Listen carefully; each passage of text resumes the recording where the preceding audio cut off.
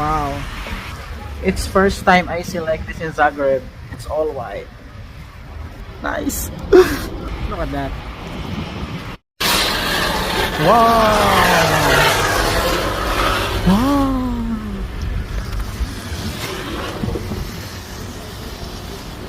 OMG. Give me picture. Yeah, damn picture.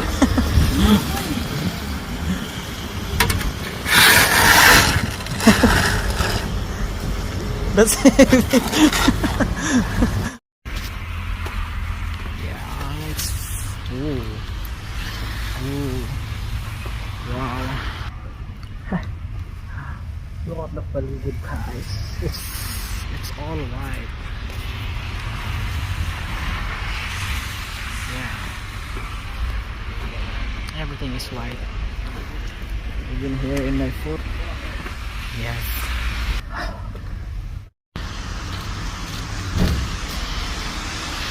So white.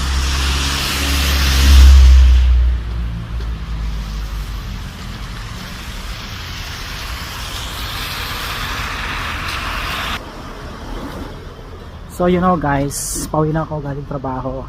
At alam nyo ba, sabihin ko sa inyo, sabi nila, so 10 years daw ang nakalipas bago na ulit itong ganitong kakapal na snow.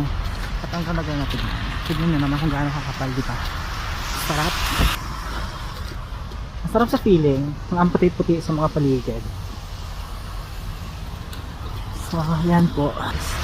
Ang ganda tingnan, ang puti. So dahil pauwi na ako, update na. Subscribe and like this video, please share.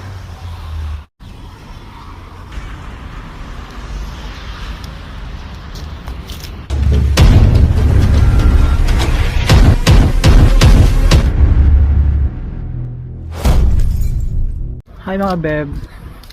So dito na yung beb niya, pauwi na po. So welcome back again to my YouTube channel. So for today's video mga beb, natutuwa sana ako kasi nga sobrang kapal ng snow, ang ganda ng paligid.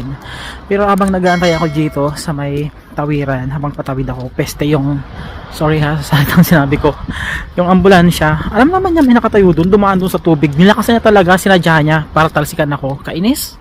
Pero anyway, ayokong isipin yan. Tignan natin ang paligid guys. So yung paligid guys, sobrang puti, alam niyo na, ang ganda. Ay nako, first time. Magto 2 years na po ako dito sa Croatia, pero ngayon ko lang po ito na experience. And according to mga lokal dito guys sa Croatia, ngayon lang daw na ulit itong ganitong snow kakapal.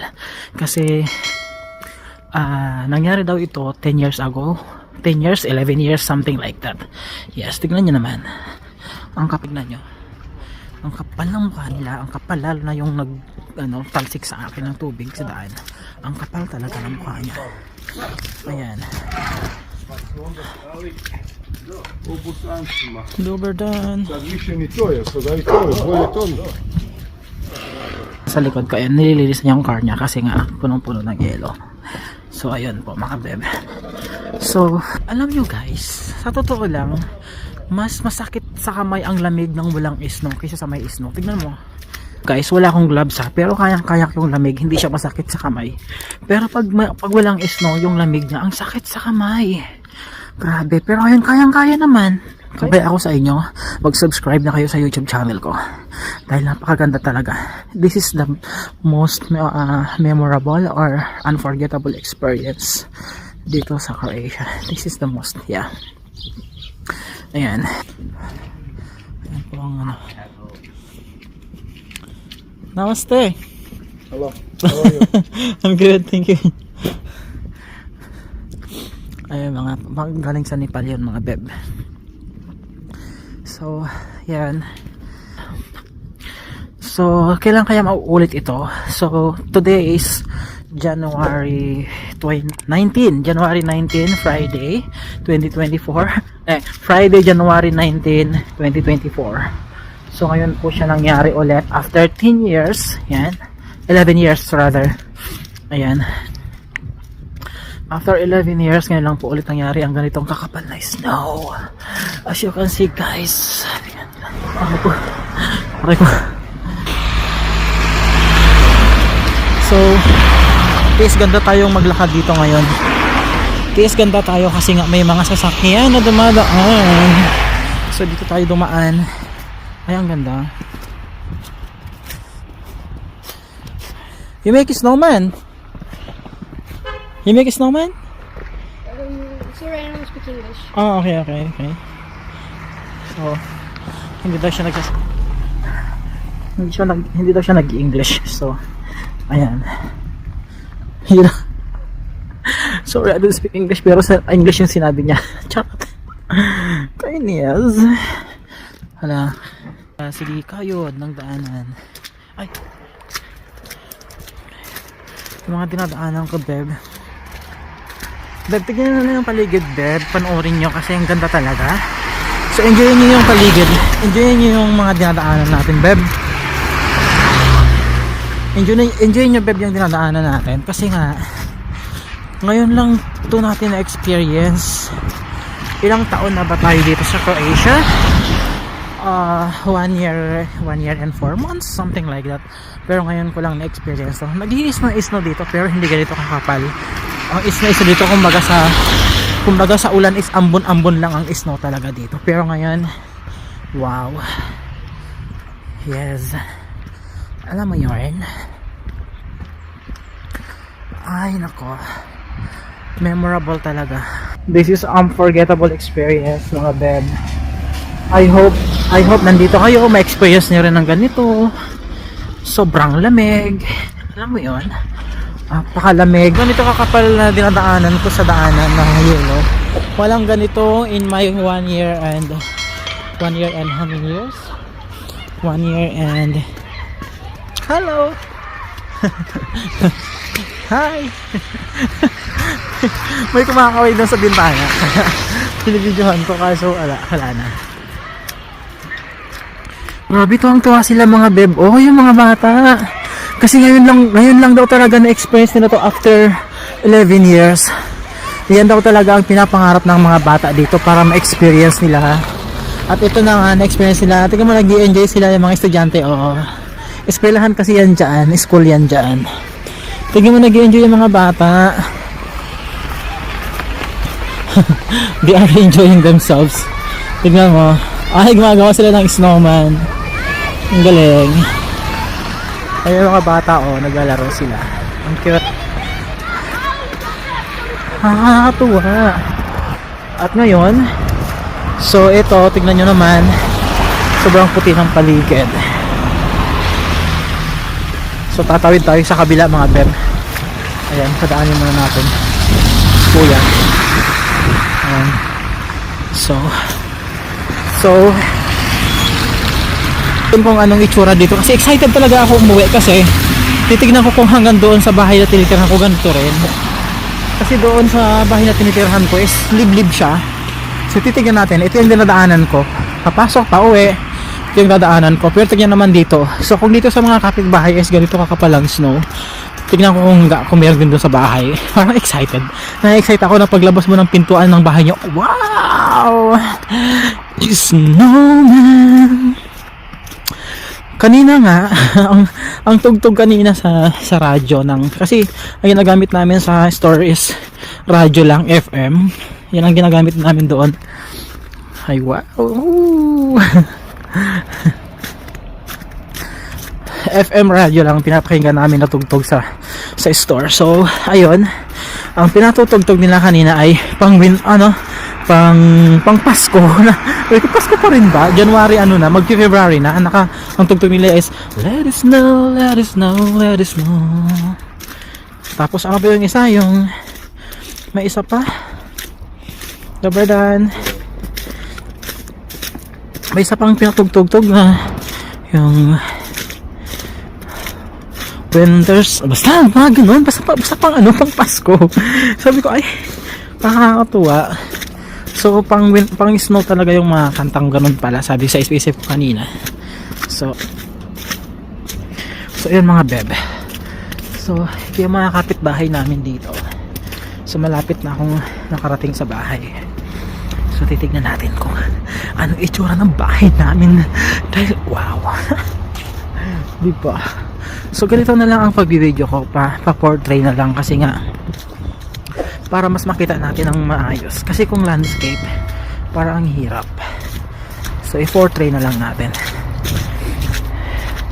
So mga beb, sa mga beb kong nandito sa Croatia, so halong lang po kayo sa paglalakad, mag-iingat lang sa paglalakad kasi nga malamig, ay madulas po yung daanan, madulas kasi yung snow guys pag tumigas na.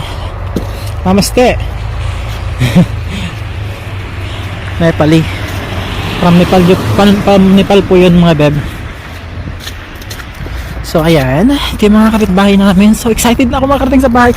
So nakakatuwa pala talaga mga beb pag makapal ang snow kasi sobrang puti ng paligid. Sobra, as in puting-puti ang paligid. Parang ang liwaliwanag kahit na makulimlim yung kahit na makulimlim yung langit.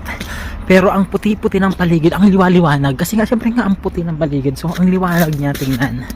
So ayun mga beb. At I'm very thankful to God. He is so great na pina-experience sa akin to. Kasi nga napapanood ko lang to sa TV, sa YouTube, sa mga pictures nung bata ako. Siyempre wala namang ganito sa Pilipinas, di ba? More on tag-init tayo sa Pinas eh. So pinapangarap ko to dati na ma-experience ko yung ganito. And thanks God talaga, napakabait ni Lord. Pina-experience niya sa akin to. At siyempre sa mga iba ring Pilipino na nandito, well, sa mga gustong mang-bash sa akin, kasi dati may nang-bash na sa akin, kesyo ayaw daw nila ng winter kasi nga sobrang lamig daw, ayaw daw nila ng snow. Well, wala akong pakialam sa sasabihin nyo dahil aminin nyo sa hindi, pinangarap nyo rin namang maka-experience ng snow, di ba mga beb? Yung mga gustong basta ko dyan, okay lang, it's your free will. Ayan, kalayaan yung iba siya ko. Oh guys, ando yung iskinita papunta dun sa bahay. Ito na po yun. At mukhang po dito, dire-diretso yan. Beb, oh, tignan nyo naman. Dire-diretso yan hanggang sa bahay. Diba? So, sa mga kamag-anak ko, lalo na sa mga kapatid ko, mga pamangkin ko, ayan, sana, one of these days, in the future, may experience na rin ng ganito sa asawa ko, sa anak ko. Ayan. Sana may experience na ito. Mayroon pa rin snow na pumapatak-patak, pero ambon-ambon na lang. Mabibilang mo na lang, charot. Yan. So ito yun guys, makapal siya, oh. Lumulubog yung sapatos ko. Yan. So ang kapal ng snow actually guys, kasing lalim siya ng sapatos. Kung ang sapatos mo ay high cut, ganon siya kalalim, ganon siya malalim, lumulubog yung sapatos mo. Sukat ng high cut na sapatos. Ayan. Ang ganda ng tunog, oh. So, malapit na ako sa bahay. So, makikita natin kung anong itsura sa bahay. Actually, hindi ko naman bahay yun. Kasi nga accommodation namin yun. So, nakatira lang kami doon, provided by the company na pinagtatrabahoan ko dito sa Croatia. Pero, siyempre nakakatuwa pa rin kasi doon ka nakatira. Doon ka natutulog, doon ka gumigising. Ayan, napagising mo, pagtanong mo sa pintana, pagbuksan ng pinto, wow, snow. Ano guys? Wow. Look at that. Ang puti-puti. Wow. Nakakatuwa mga beb. Nakakatuwa talaga, promise. Thank you Lord. I wanna say thank you Lord for this experience. Best experience ever in my life. Hindi ko makakalimutan to, and I will treasure this experience until I die. You know. Wow, may gumawa ng snowman dito sa may saan dito na ako guys. Ayan ang pinto namin. May gumawa ng snowman dito pero parang fetus pa lang yata yung snowman na ginawa nila. So yun po nga, nandito na ako sa bahay. So ito yung labas ng bahay namin mga beb. At may gumawa ng snowman, pero ang ginawa ng snowman is fetus pa lang. Ayan. Tutuwa ako sa snowman fetus. So ayun. Pasok na tayo sa loob ng bahay. Pasok na tayo mga beb. Dahil malamig. Kaya nararamdaman ko ng sakit ng kamay ko sa lamig. Kanina wala.